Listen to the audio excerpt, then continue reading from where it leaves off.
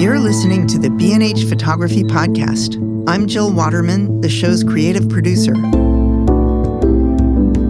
I'm also host of our new monthly series, Picturing World Cultures. Tree planting springs from a heritage of nation building and lumberjacks. In recent years, it's become a rite of passage for young Canadians, not afraid of hard work and dirt under their fingernails. Equal parts industrial labor and high-intensity sport, an average tree planter can burn 8,000 calories, roughly the equivalent of running 2.5 marathons a day. Working in the land for months on end and sharing an isolated campsite creates a solid bond among planters. This has molded into a subculture of sorts, which is the subject of today's show.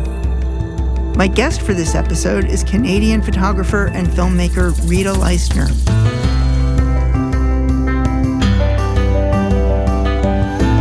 Rita documents communities living in extreme conditions, typically investing months or years in a project. After spending a decade as a tree planter during her youth, Rita returned to the forest in 2016 to document a new generation. In 2021, she released her results as an art trifecta, featuring large fine art photographs, a 256-page photo book, and the documentary feature film Forest for the Trees. Equally in her element in forest and war zones, Rita's photographs and her writings about photography, art, and war have been published, exhibited, and collected worldwide. She is represented by the Stephen Bulger Gallery for Art and by Green Planet Films for film. Rita Leistner, welcome to the show. Hi, Jill. Yeah, it's great to speak with you today. So the job of tree planting seems to be a rite of passage for young Canadians. Can you give us a brief backstory about Canadian tree planting as a business? How long has it been around?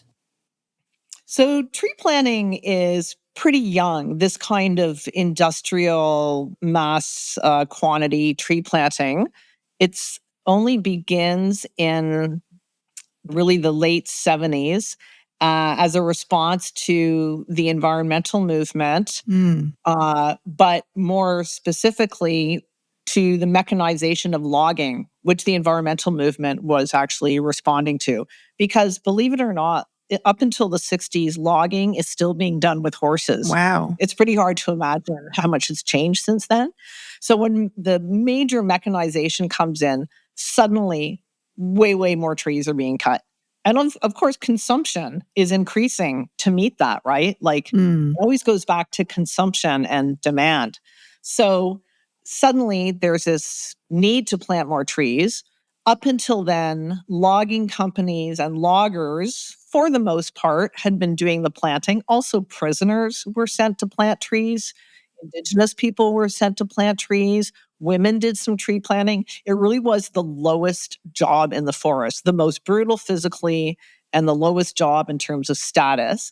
So here's this vacuum, this possibility of more work, and a group of young people from Western Canada and the United States, many of whom had mountaineering experience, many of whom were skiers, so they were super strong people who were accustomed to working on the land with their bodies. And they had this genius idea, really, of approaching tree planting as a sport. And out of the blue, they come and they start bidding on these contracts, and with crazy kinds of quota numbers saying, well, we can plant 10 times more trees than the loggers are planting. And no one believed it until they did it, which is why I call it a hybrid between industrial labor and high-intensity sport. So this is really the birth of mass production tree planting. Right. Just picture big, burly loggers trying to run through the forest planting trees. Yeah, and also just the status, because, back in the early days of logging, which is the same thing as the early days of North American colonization. I mean, the British and the French come to North America to log, basically, because they've run out of big trees in Europe for their warships. So logging in North America is as old as colonization.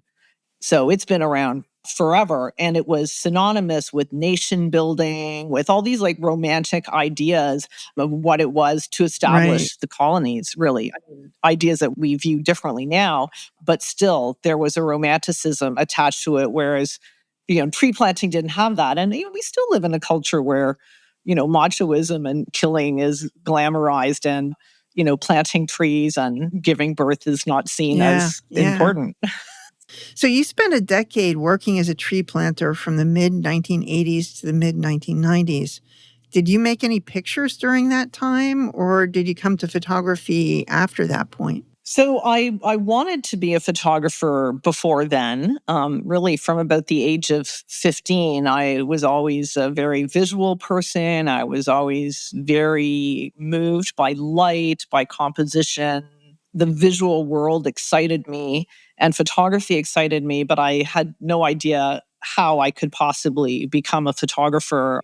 In fact, I had unsuccessfully applied to photography schools, really, because I didn't even know the process. There was no internet, like I walked up to Ryerson University when I was 18 to the administration office and said, I want to study photography. And they're like, well, you need a portfolio. Like, I didn't know anything.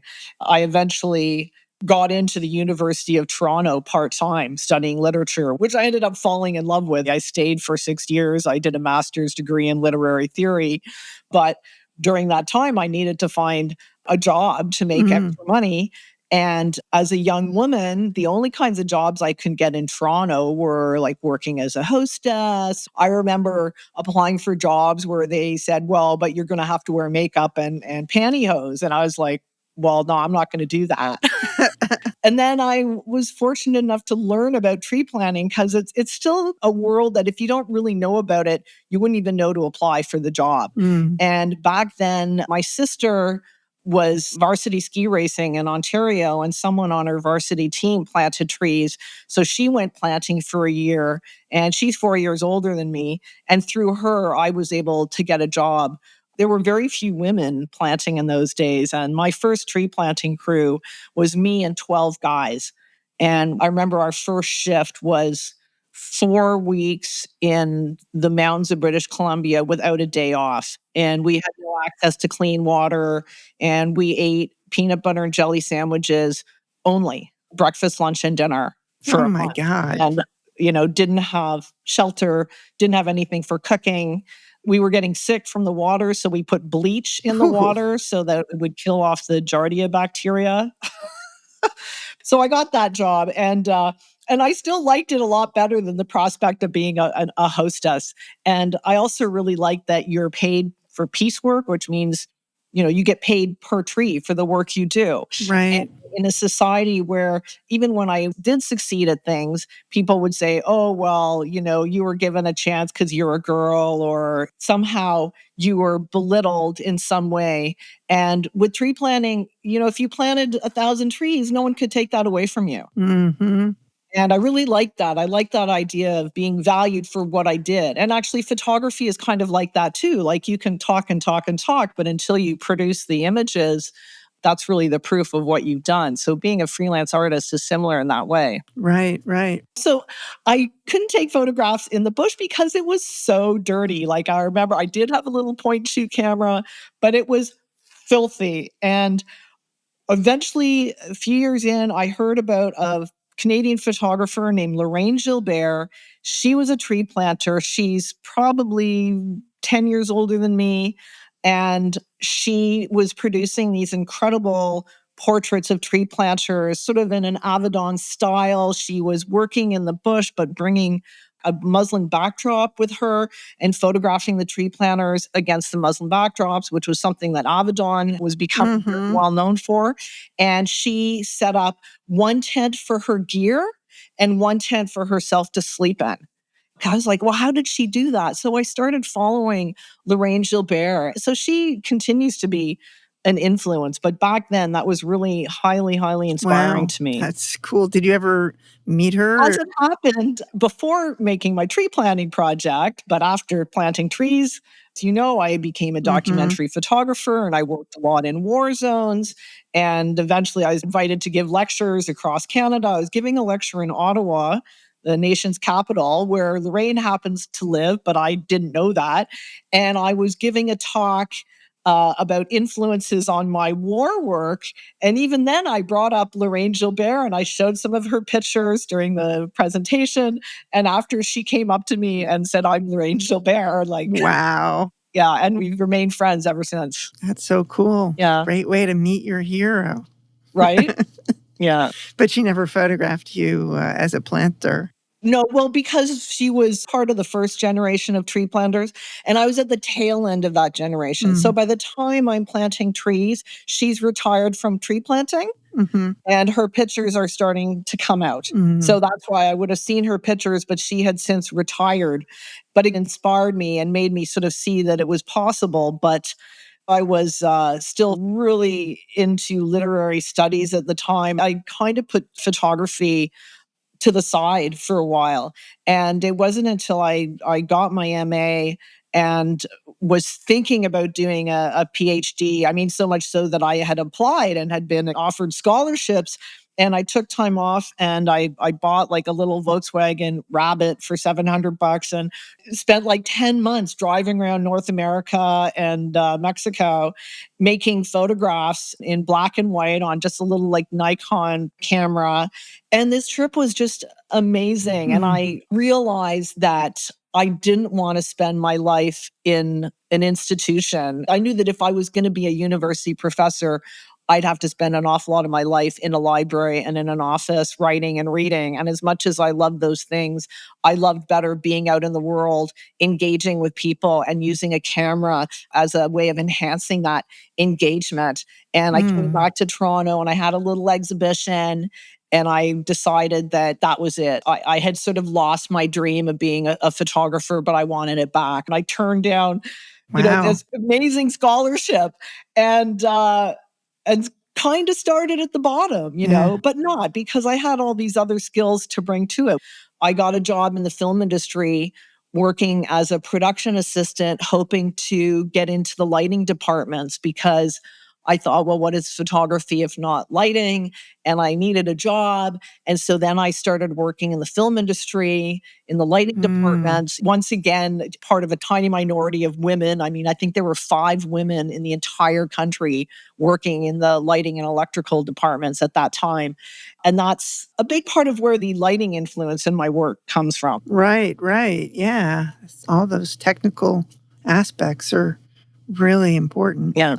So to go back to the tree planting and the transition from you as a planter to you deciding many years later to go back and photograph this new generation, what kind of differences did you find to the environment and the people? Was it more structured and it had grown up in terms of the business of tree planting? It was definitely more structured.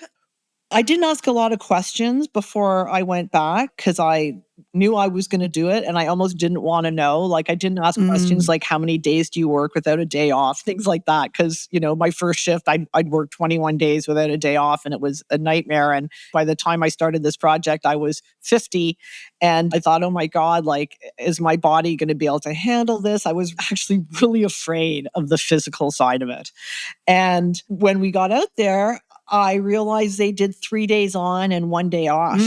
And I was so relieved because at the end of 3 days, I was physically destroyed and I needed that time off as a photographer, even of tree planting. Right. And, the industry realized that production is actually higher if you give people breaks. So they didn't do it out of sheer kindness. It was from a perspective of productivity, which of course is important to the planters too, because they're being paid per tree. And so the 3 days that they're out there working, they can work at full tilt. And the whole operation that supports it, the vehicles, the fuel, keeping the camp going, the cooking and all of that. If you have all that money going into it and production is low, the company is not doing as well either. So it works out better for everybody. And tree planting as a business, it's not very lucrative. Like it kind of had a heyday, but now it's a real struggle. And everyone I know with a tree planting company is barely making ends meet. I mean, The competition is really stiff. There are fewer and fewer logging companies as they amalgamate. So there's no competition among the logging companies who the tree planting companies bid for contracts with. So Oh, you're all up against each other trying to keep the prices low, but you have to play your planters well enough or they're not going to want to do it. yeah, the margins must be really shrinking.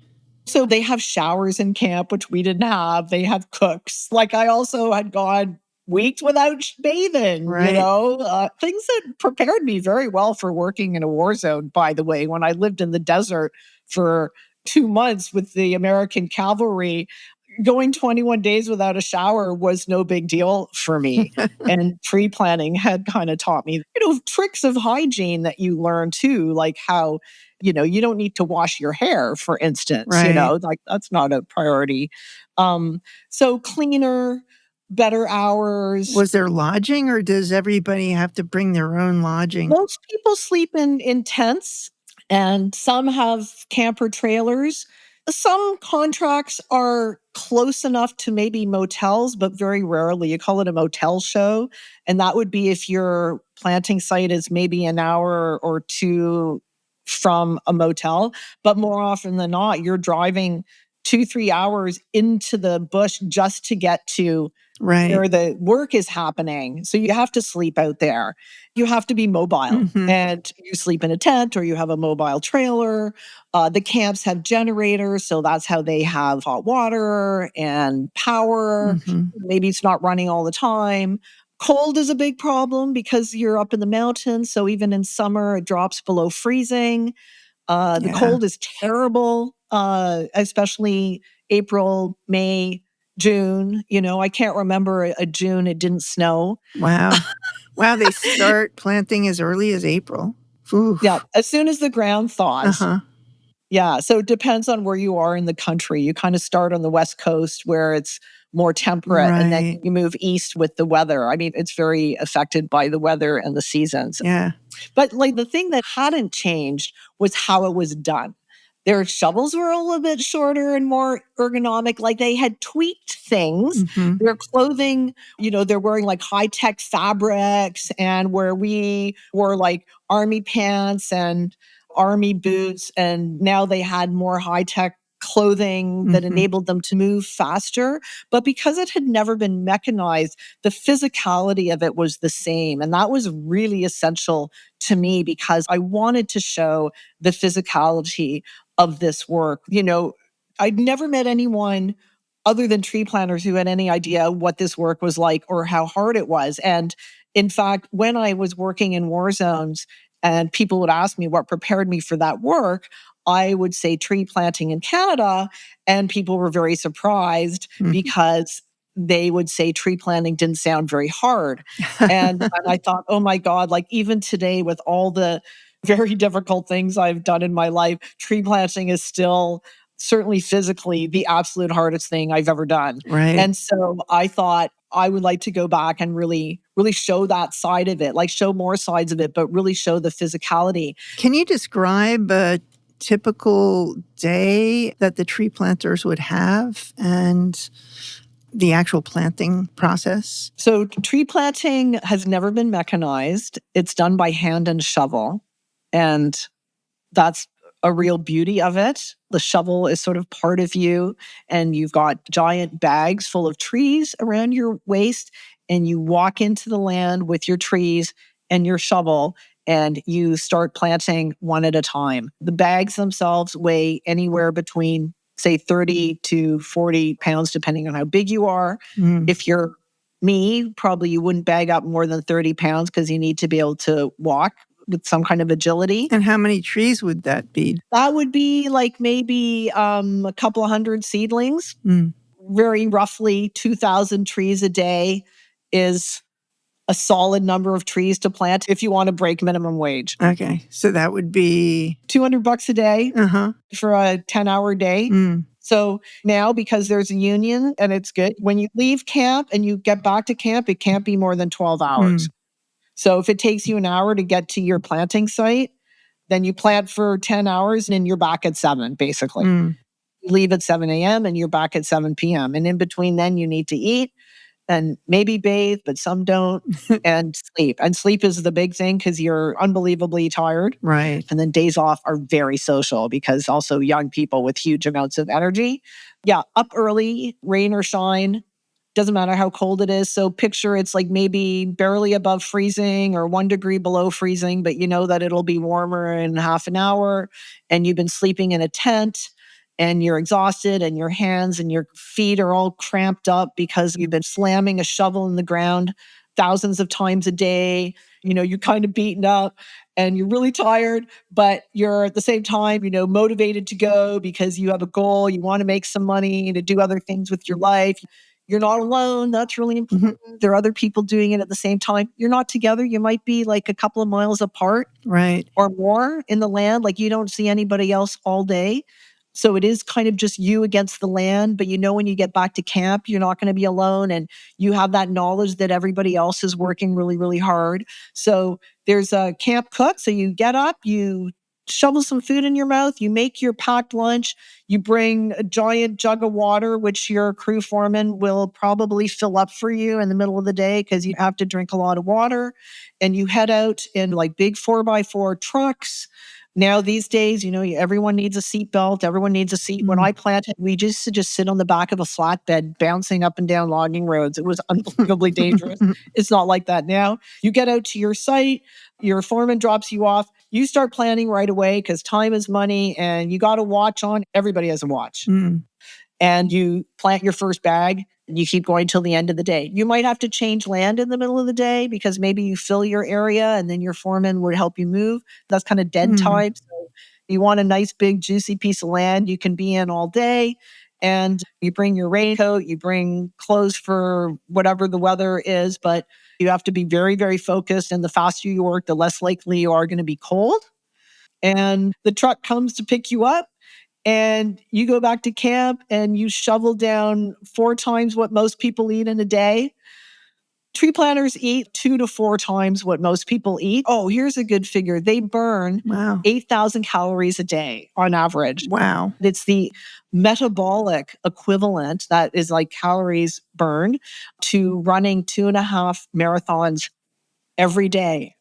Yikes. And I mean, again, it's not running 2.5 marathons. It's running less distance, but you're carrying 30 pounds a year. You're moving up and down, planting trees all day. They lose unbelievable amounts of weight. And I mean, I was only photographing them, but I had to like walk up mountains carrying like 30 to 40 pounds of gear on my back. My assistant's carrying the same. We got to have water.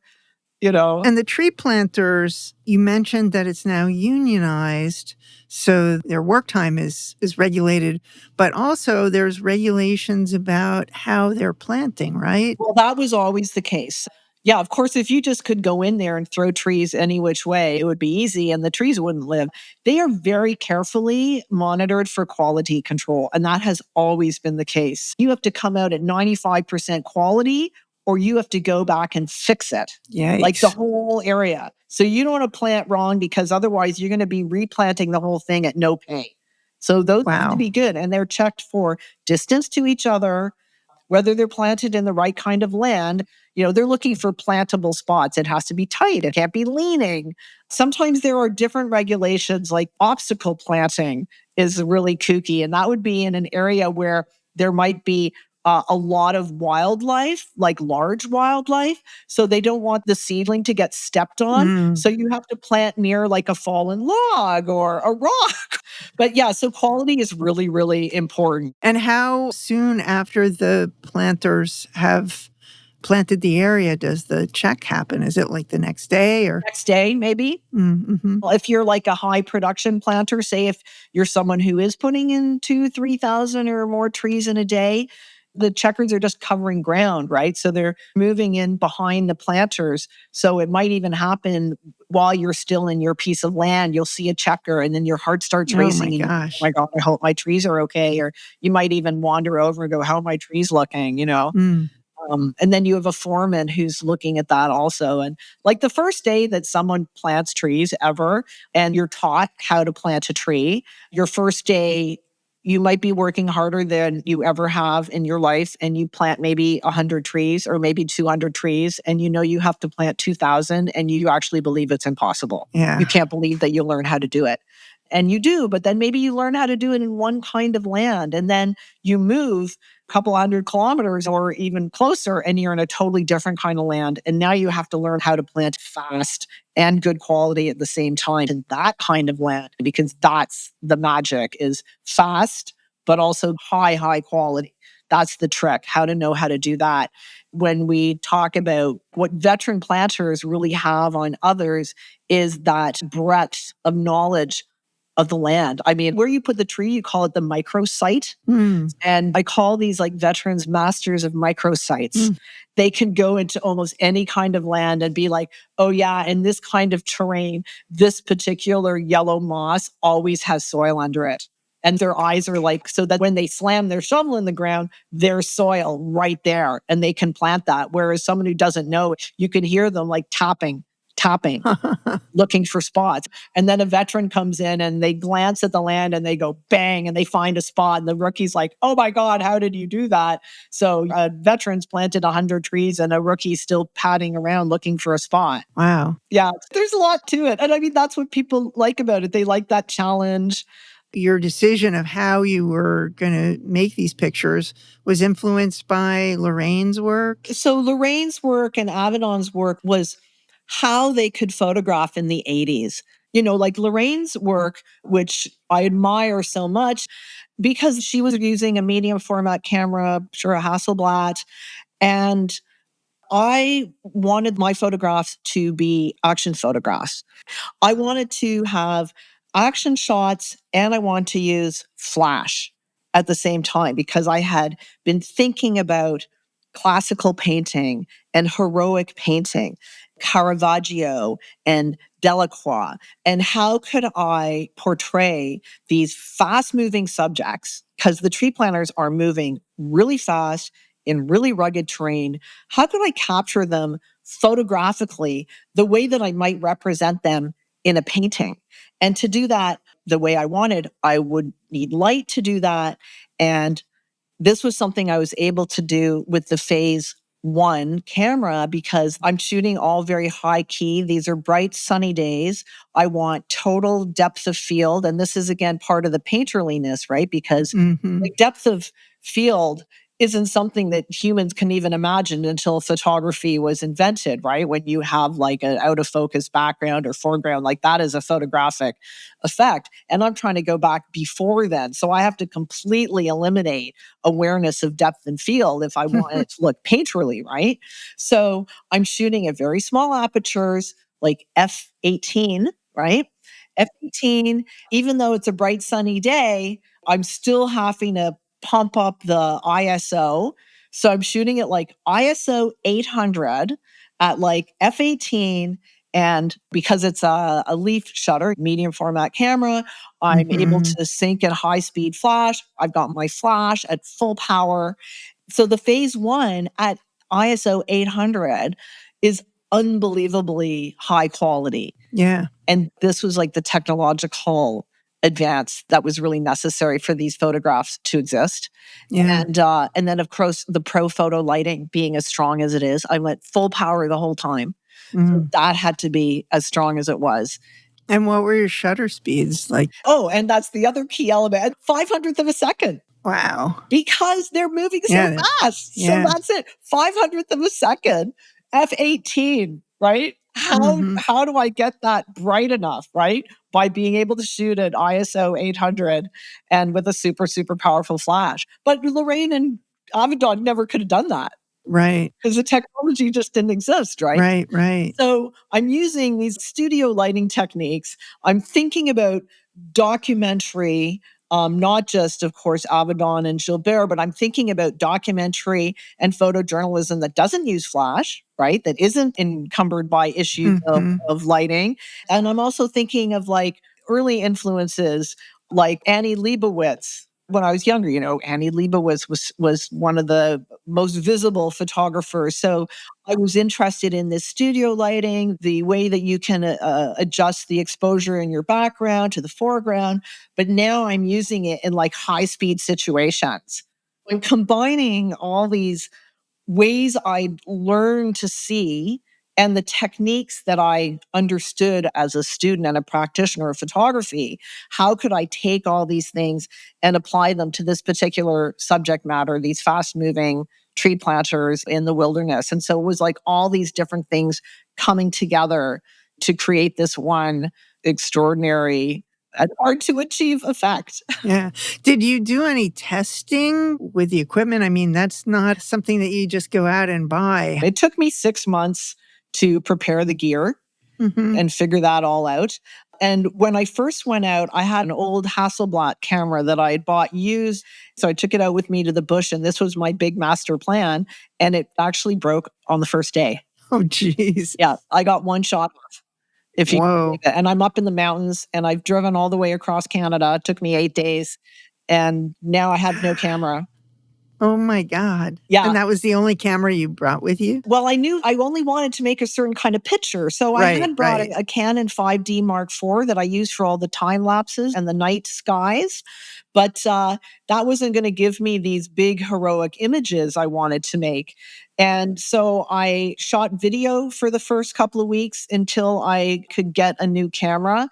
And the first of the 4 seasons I was out there, I actually used a Canon 50R. So it was a 50 megapixel Canon, and it got me almost what I wanted. Mm. But then I came back, and on the strength of those images was able to get a little bit of sponsorship from B3K, which is a camera shop in Toronto that specializes in PhaseOne. And another buddy of mine, Bruce McNeil, was like, Rita, you need a PhaseOne.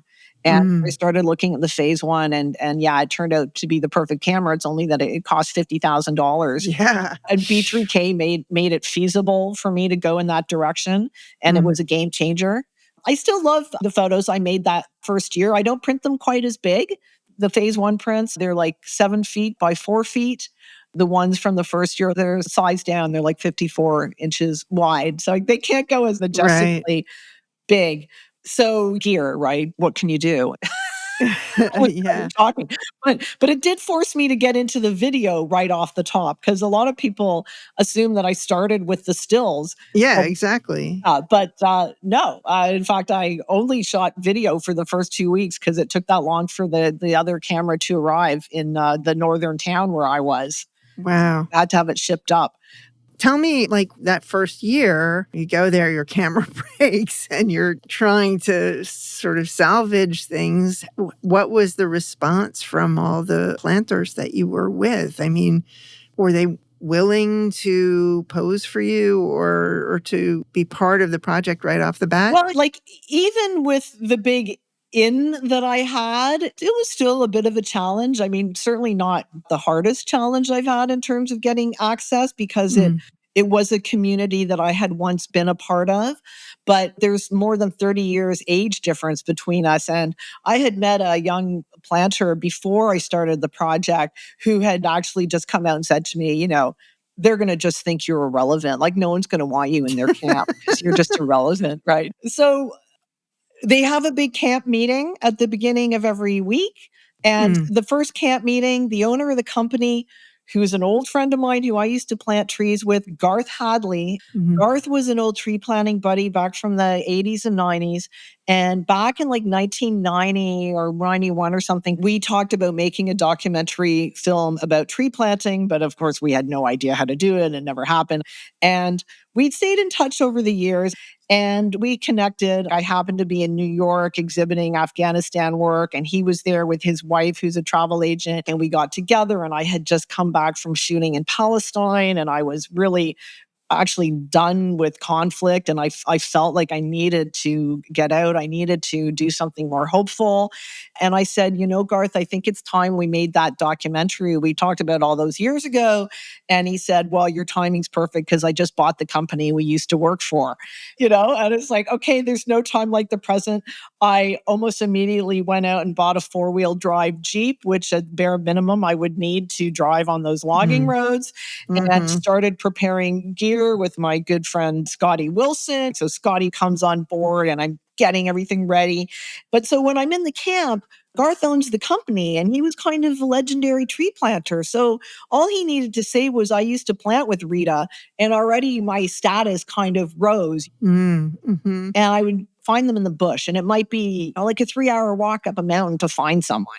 And Wow. because they're like, oh, they're over hill and over dale, and you might find them here or there. And so you're hiking and you're hiking and you haven't even found anybody yet, and you're already exhausted.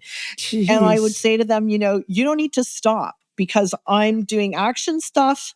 Because if they had to slow down, I wouldn't have lasted very long because time is money, right? Right. So, they kind of look at me skeptically because the work's really hard and it's especially early season and they're like grumbling, like, who the hell are you? Like, have you ever planted trees? And I'm like, yeah, for 10 years. And they're like, okay. And I'm like, and I was a war photographer. And they're like, okay, maybe we'll give you a chance. Then they would go back to camp and word would get around. Oh, well, she came and she photographed me and it didn't get in the way. And then I started doing interviews. And I often found them very emotional.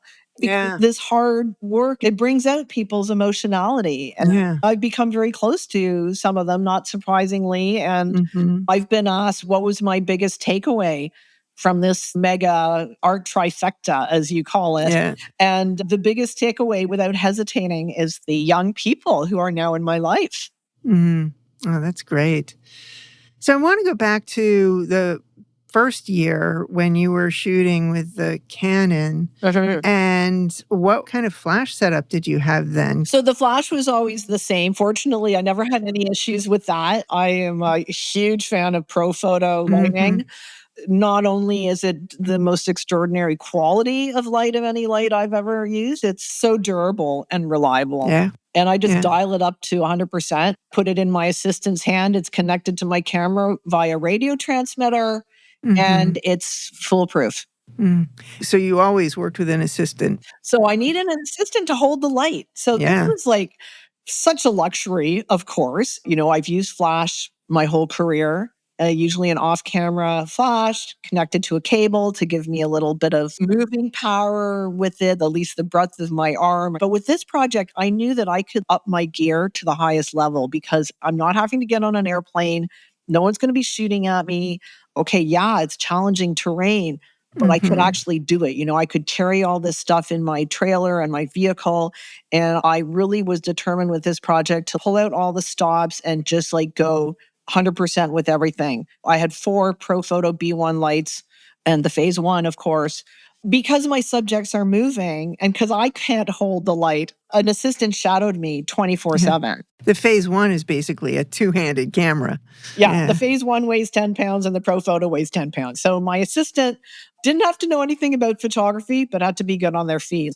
Super, super fit, strong women who also, as athletes, they had this winning mindset.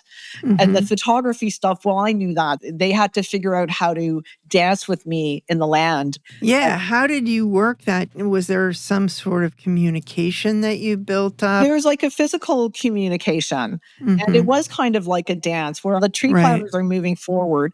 Because I used to be a tree planter, I'm anticipating where they're going, which is not obvious because we're talking green up to your ears, and it's not a farmer's field. I, because of my many years planting, could see where they had been and where they had to go because you're basically filling in land. You cannot overlap. You can't double plant. You have to be between 6 feet and 6 feet 6 inches in completely overgrown terrain. You have to know how to know where they're going. So I have to anticipate where they're going to be next, in front of them and backwards, to the inch, because I want them to fill the frame in a particular way. I spend 2 hours with someone just learning how they move. Do they hook right or do they hook left? So that when I get that moment, I will be able to get that perfect composition. And then everything else has to be perfect too. The light has to be perfect. The background has to be perfect. The foreground has to be perfect. So many things have to come together at once to make it work. So that just meant a huge amount of repetition in this same land. So I say I'm dancing backwards in front of the planters, my assistant is dancing with me and getting that light with the big softbox on it down at the same angle that I'm shooting up at the planters from. And so they're moving with me. I don't even need to speak. Sometimes I'm pointing with my elbows, you know. Wow. What was your success rate? There were a couple of planters who I've probably photographed 3 or 4 times over the 4 years, and each time it would have been like 4 hours or something, and I never even managed to get ones that made the final take. And sometimes I would photograph for 3 hours and I would get a shot. Because so many things had to happen. Line up, yeah. So days would go by and I would not get what I was looking for. Like I would get, quote, great shots. And, I always tell students or anybody who will listen that making a really good photograph is easy once you've got enough experience. That's what you get hired for, is to make really good photographs all the time, all the time, all the time. Making an extraordinary photograph that takes your breath away, that's almost impossible. It's so, so hard. So those shots were very, very rare. Yeah. Would you spend any time when you were out in the field chimping? You know what? I absolutely did. Like I knew when I didn't get it, but when I was getting close, then I would chimp because it was so damn hard to do. I wasn't going to walk back down the mountain unless I was sure. Right. To have that certainty that I had it was really important in terms of being able to move on. If I look at it and I knew it was that shot, I would usually start screaming in jubilation, like, oh my God, holy F, yeah, we did it, we effing did it, oh my God, holy F, we nailed it. I would go ballistic because it was so hard. And also because our adrenaline, we're like out there, we're working so, so, so hard. And it's just like failure after failure after failure after failure after failure. And you just keep digging in. And then I would get a shot and everything was coming together. The land was right. The light was right. The pre-planner was on. Everything was working. I was in sync with them. And then I would say to my assistant, so you know what we do when we have the killer shot in the can? And they go, yeah, we work harder. And then we would just push it even harder and see if we could get beyond that. And sometimes we did, or sometimes that was the one. Wow. Well, I think now is a great time to take a little break. When we come back, we'll have more with Rita Leistner and Canadian tree planters. Stay tuned. I hope you're enjoying this chat with Rita Leistner for my monthly series, Picturing World Cultures. Before we go back to the show, I want to give a shout out to one of our listeners, JG Rite 99, who recently called my new series outstanding in their review on Apple Podcasts.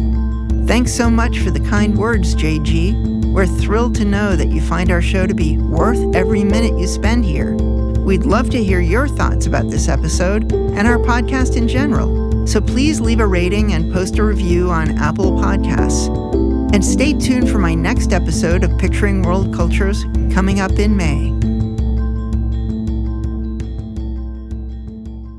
Okay, we are back with Rita Leistner and her series on Canadian tree planters. And we're going to dive more into a little bit of technical detail and also the relationship of tree planting to Canadian life. So, Rita, one more question about the technical stuff. What about power consumption? So I found my file. It's called Rita Charger and Batteries List 2019.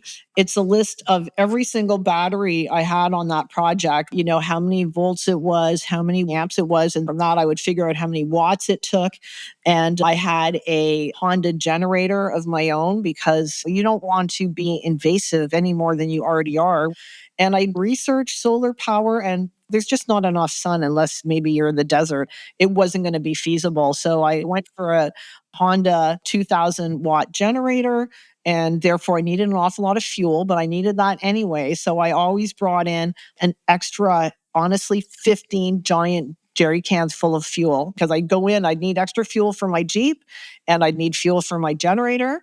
And I needed a lot of chargers, but I actually was kind of conservative. So my generator could technically draw 2000 watts at a time, but I had it around 1750 because during the day you can't charge, right? Like you're out in the field, and right? So much effort to be out there. You don't want your drone to run out of batteries. So I had 6 batteries for my drone alone.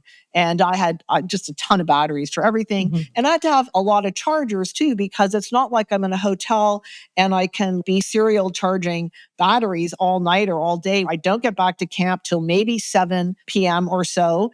And I hope to be asleep by 11. So that doesn't give me a lot of time for charging. The slowest charge was the batteries for my Sony A7S II. Those took 4 hours. So I had a minimum of 4 hours of charging because I had this big charging station.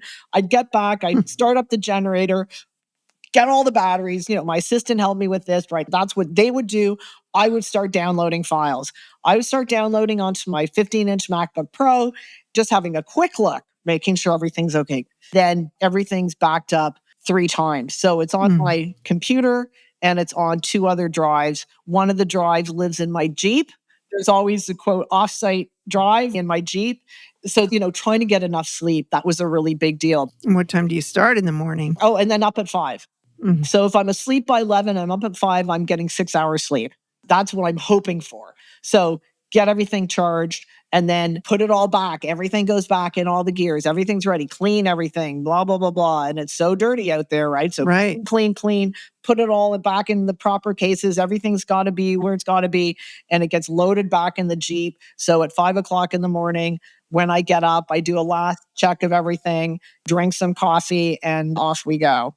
Wow. Man. So, talk a little bit about the conditions, the dirt, the inclement weather, the bugs. So the worst weather for shooting was definitely rain. I had a ton of Manfrotto brand rain covers for everything, but they slow you down for sure. Mm-hmm. And it wasn't necessarily what I was looking for in most of my shots. So for the portraits, I wouldn't shoot if it was raining, but then there's a lot of other video stuff I really wanted to try and get in the rain, definitely.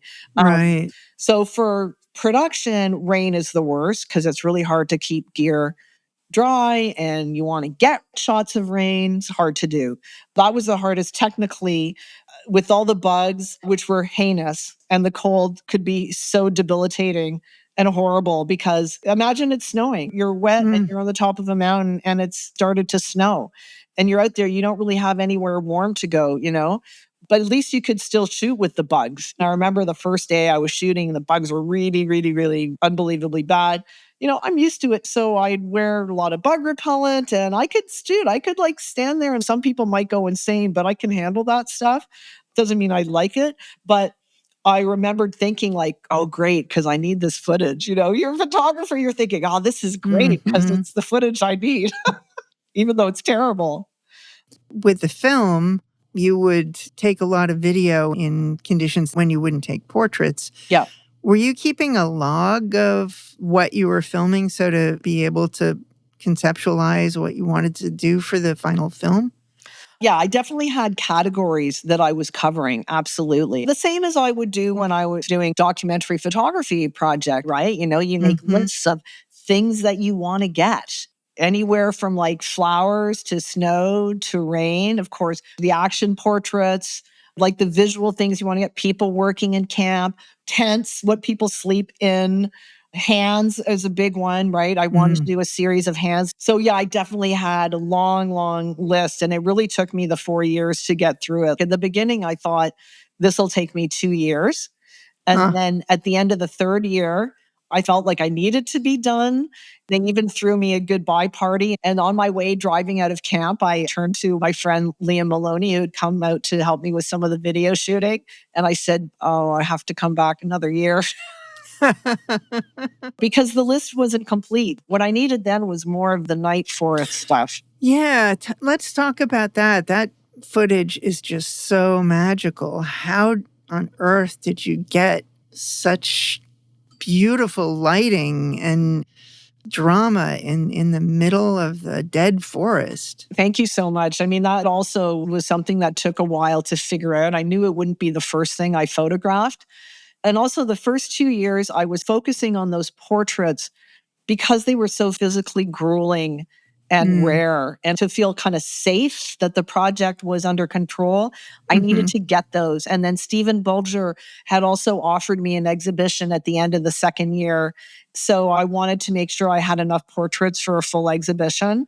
And then once those were in the can, I could kind of breathe and I could turn to the night forest and how I was going to execute that. Because as difficult as the night forests were to get, once everything was in place, it was doable. It wasn't like the portraits where I didn't know if I was going to get it. I knew that if I did everything right, the way I had planned for the night photography, it would be possible, other than, we needed clear skies, which was not at all obvious up in the mountains in the spring and summer. Because I wanted the stars to be a part of the images. So it was only if there was an absolute clear sky that would even be a go.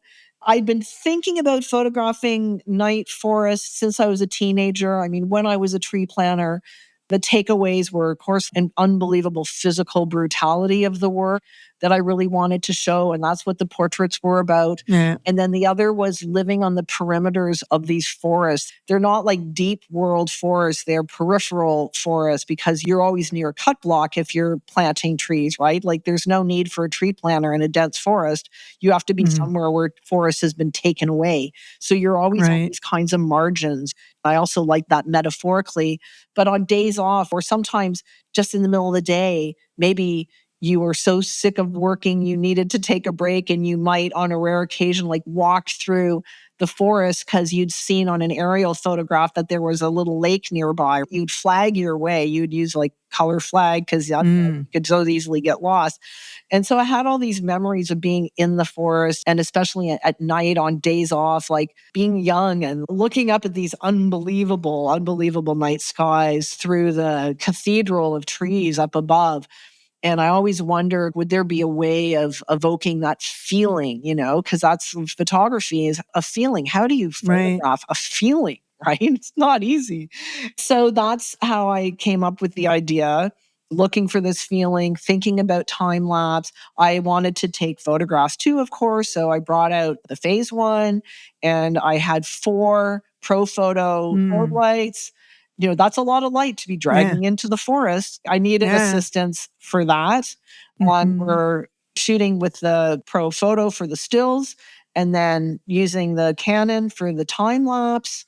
So we're doing this stuff simultaneously, and I'm firing off a lot of strobes because I really want the treetops to be bright, and one strobe isn't enough, right? But of course, if your shutter's open, fire that strobe off multiple times, right? So a lot of multiple strobes, and that is showing up in the time-lapse footage, which I wanted to because I wanted there to be a connection between these things, and I wanted the time-lapse footage, which of course plays as film, to refer to the photography. I like photography that refers to itself. I'm not like hiding behind an idea. I'm interested in the action of the artist on the landscape or the subject matter and the action of the photography as well. My friend Don McKellar said to me, "Oh, that's interesting because it's a parallel between man's action on the land in logging and what we're doing to damage the environment, but like man's intervention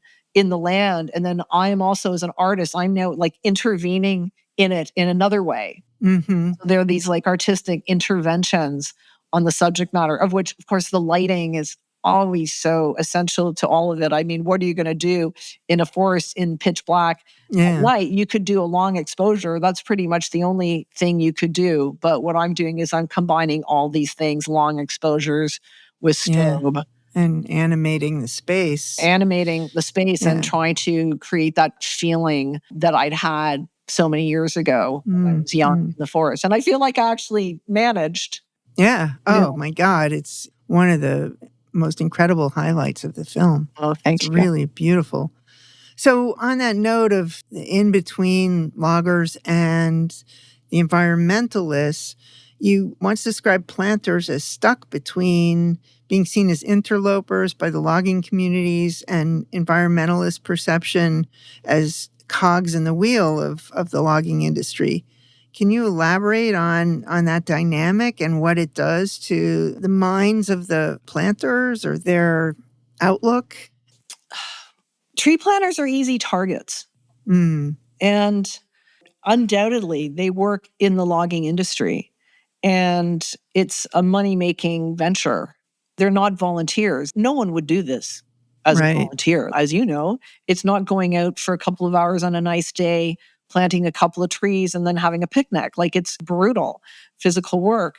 And, as I said earlier on, logging is hundreds of years old.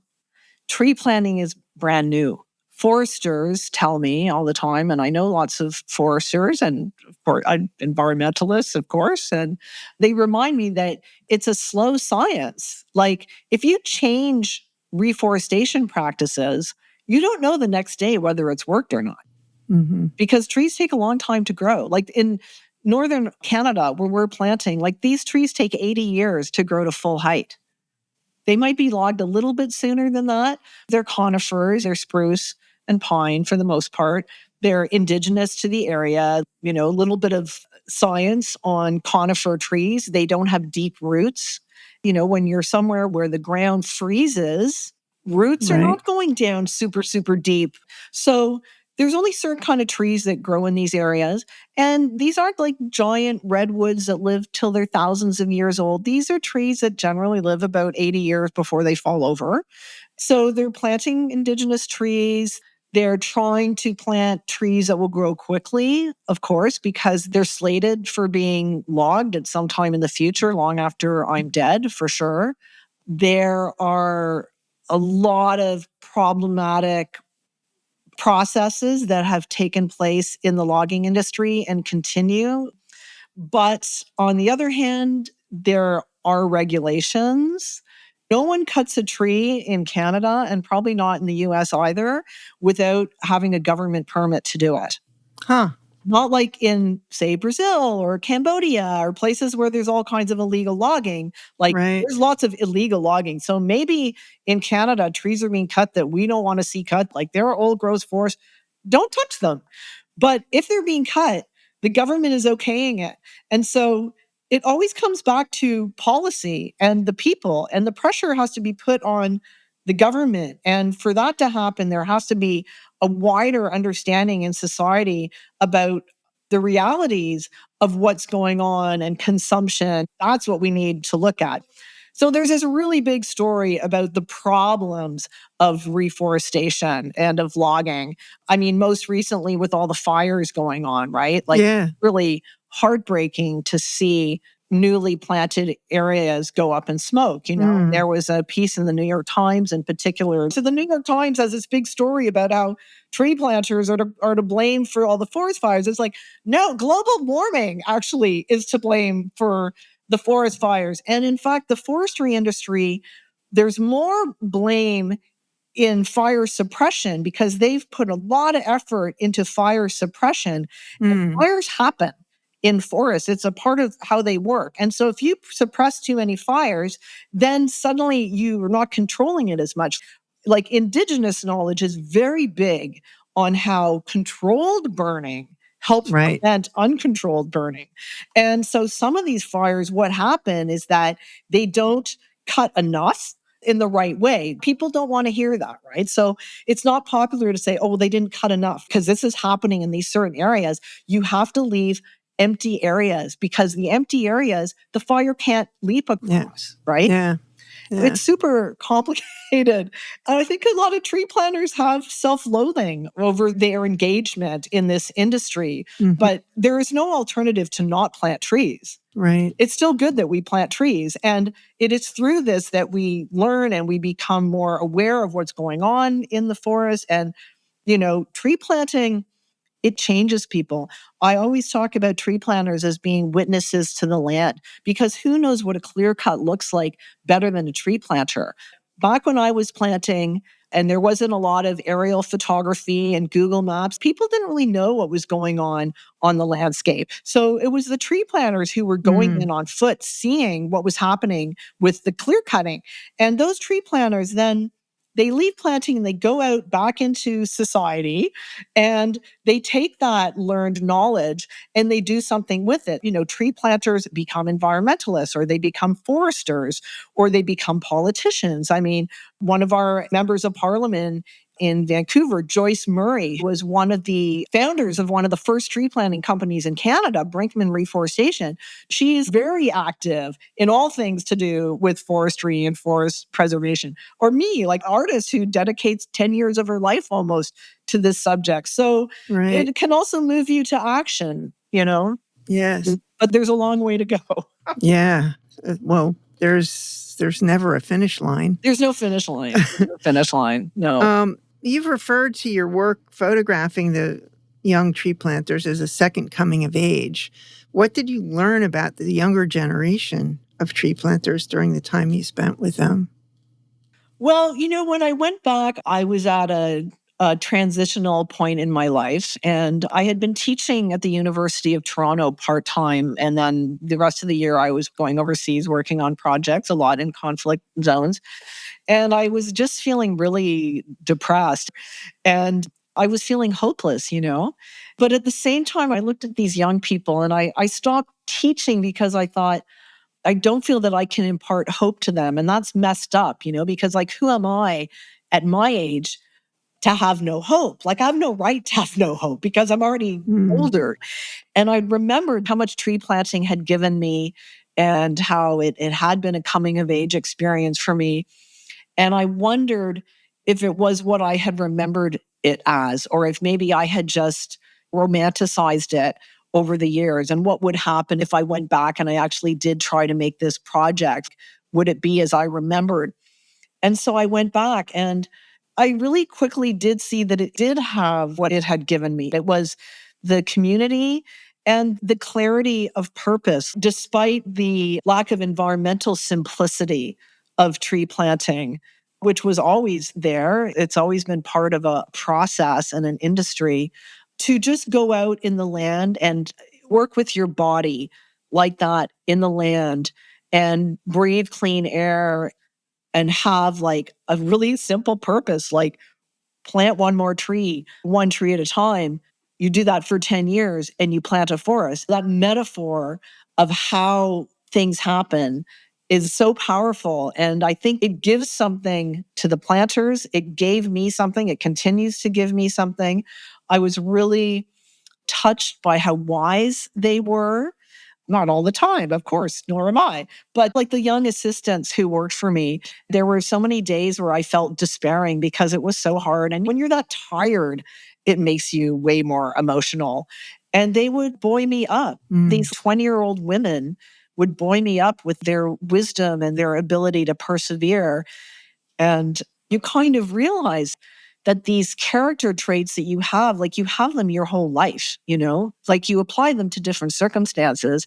But what kept you going when you were 20 is kind of the same thing that keeps you going when you're 60 or when you're 80. Like when I started showing interviews to my 80-year-old mom, and she was like, wow, this is really profound. This is really helpful. I could totally relate.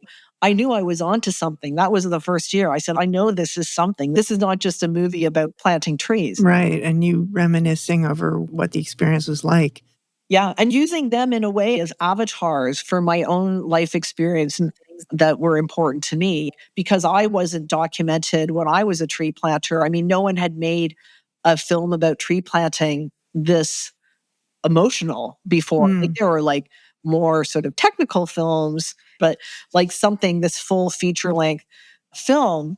And I wanted to tell my own story. So I was telling my own story as a tree planter, but also as a 60-year-old woman who had lived through war zones and lived through addiction and recovery, which is another huge, huge theme in the film and a story I wanted to tell. I found that the canvas of tree planting was rich enough to enable me to tell these layers of stories, the recovery of the land and the environment, the recovery of conflict and war, this personal recovery from addiction and other kinds of self-abuse. And then, of course, the connection of all these things to each other. Yeah. Has it changed the way you feel about your Canadian heritage or your Canadian identity? Well, anyone who lives in Canada and has had the time and the chance to drive out of the cities, which is most people, it's one of the first things they'll try and do. And the first time you get in a car and you drive north, the further north you go, the further you get from cities and people, and the closer you get to the land. I mean, there's a lot of land in Canada. Yeah. And that's a really big part of anyone's identity living here. You know, like where I live right now, I'm looking over Lake Ontario and I can see New York State on the other side of the lake. But this is an extraordinary large body of water, you know? And I know that directly north in the other direction, it's rock, it's Canadian Shield. This vastness of the land, it lets you breathe in a different way. So tree planting is part of that. And I think it's Canadian in that way. You know, when we're planting, we talk about being in the land, you know, like I was out in the land, not on it. You're in it. Yeah. You know, I decided with this project, I was going to make an emotional film, not a technical scientific film. And I've always felt this way as a social documentarian and photojournalist. I appeal to the emotion. So if my film can make people feel something, that's my forte, rather than teaching them something about the science or the environmentalism. And if it leads them to learning more, then that's a good thing. But my job was to make people feel. Well, the feelings are the source where it all comes from. Yeah. I think that's a great spot to end on. So thanks so much, Rita, for sharing these stories about Canadian tree planters with us and for your experience documenting this fascinating subculture. But before we go, I'd like to end with a short visual questionnaire inspired by the TV show Inside the Actor's Studio. It's a brief list of questions with one-sentence answers. So Rita Leistner, with all things being equal, what's your preference, black and white or color? I love this questionnaire. It's so hard. So up until the pandemic, I definitely would have called myself a color photographer. I mean, that's what I'm known for, is color. I'm so grateful that I see the world in color. Color is so crucial. Also extremely hard to do well. During the pandemic, everything changed, and I have not been able to shoot in color since the pandemic. I'm just shooting in black and white, and I'm making charcoal drawings. Portraits, actually. I'm drawing portraits in charcoal and pencil. Cool. So I went from color to black and white during the pandemic, and I don't know when or if that will change. Man, that's transformation. Yeah. So which image orientation do you gravitate more often? Horizontal, definitely. And generally speaking, what's your camera preference? Is it the PhaseOne, or do you usually gravitate to something else? Well, we talked about this earlier. I'm always looking for the gear for the project, not the other way around. But definitely since the tree planting project ended, it's been my Canon 5D Mark IV. I could use it, without having to think much about it. I don't need to reread the manual. I love it. And what about lenses? Do you prefer primes or zooms? 35 mil. If I had to have one lens, it would be a 35 millimeter prime. Okay.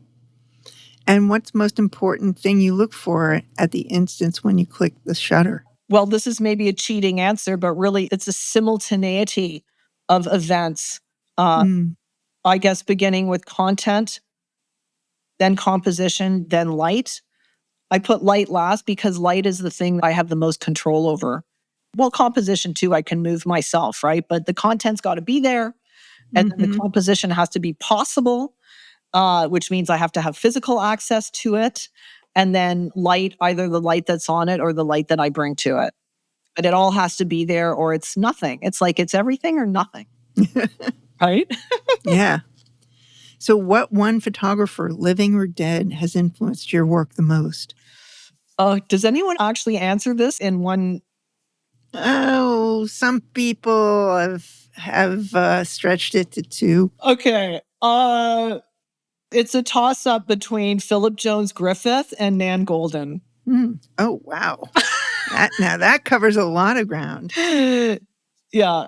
And well, I was thinking you were going to refer back to the woman who inspired the tree planters. Well, I mean, she's important, but thinking about that, there are so many photographers who have influenced me. Right. And Philip Jones Griffiths has influenced so many of the photographers who have influenced me, as Right. well as Nan Golden. And so by citing them, I'm also citing their legacies. Yeah. Yeah. And that covers a lot of ground. And then I would also say Annie Leibovitz and Ouija. Wow. So if you get all of those together, then I think that's kind of what I'm That's going you. for. Other than photography, what profession or craft would you most like to explore? Well, right now I'm exploring drawing portraits in pencil and charcoal. Mhm. So it's kind of funny because I'm a portrait photographer, but now when people are like, oh, I'm not thinking about taking people's portraits, I'm thinking about drawing them. So right now, that's kind of where I'm going. I like that there's no gear. Yeah. And not so seriously, but I think in another life I could have been a fashion designer or interior designer. Cool. Finally, in a single word, what is your biggest motivation for making pictures? To go back to the last thing we were talking about at the end of our long interview, connection and feeling. Yeah.